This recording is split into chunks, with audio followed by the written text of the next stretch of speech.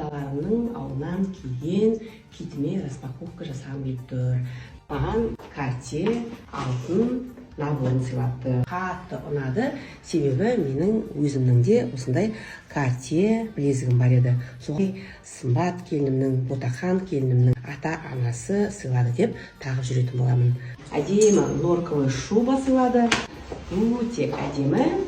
Осындай қылып енді қыста құдаларымның бүйен деп тастамай киіп жүретін боламын. Көп рахмет.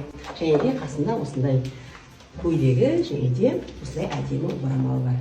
Әлекеме осындай фирменный әдемі куртка сыйлады. Біздер енді құдалардың алдынан қыз алып отырмыз, жасауын алып отырмыз. Сондықтан да ешқандай да кит сыйлық күткен жоқпыз. Құдалар бұндай қатты қымбат сыйлық береді деп біздер ойлаған жоқпыз. Бірақ та енді беріп жатқаннан кейін өзіміздің ризашылығымызды білдіріп, үстімізден тастамай киіп жүретін боламыз. Көп рахмет.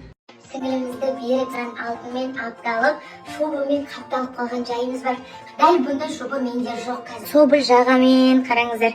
Бұның жеңінің бәрі трансформер. Қысқарады, ұзартылады. Нәні кеше деген құдалықта таққаны. Рамының өзі бар ғой, өте қалай тұрады. Сырғасының өзі 7-8 грамм екен. Вообще кәдімгі шок болдым ғой, мынандай алтындар. Енді құдалыққа жирный болды. Мынау вообще өзі 15 грамм қараңыздар. Менің сенбейдің тойынан таққаным. Бриллиант мен чопарт комплект. Комплектің өзін алып қана қоя салса болады ғой, мысалы сақинасымен сырғасымен. Жоқ, кулонымен бірге тақты ғой. Жолдасыма арнап осындай костюм шалбар алсын деп 100 000 теңге берді. Одан кейін символически осындай курткасын кигізді. Жеке өзім қатты ризамын. Кім сіңілісінен осындай бриллиант алтындар тақты табақтай.